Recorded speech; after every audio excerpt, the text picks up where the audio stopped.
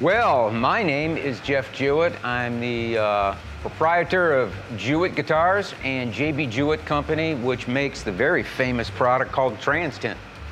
I'm here today with Mr. Robbie O'Brien, and I'll turn that over to him.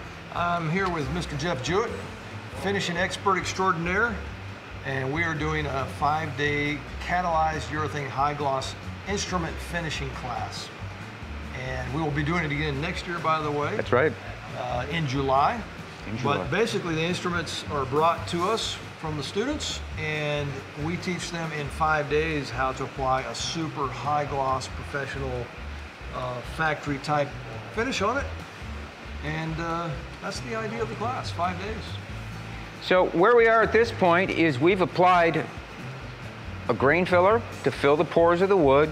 We've applied 3 to 4 coats of the clear urethane, catalyzed urethane, and now we're sanding it back so that we get a dead level surface.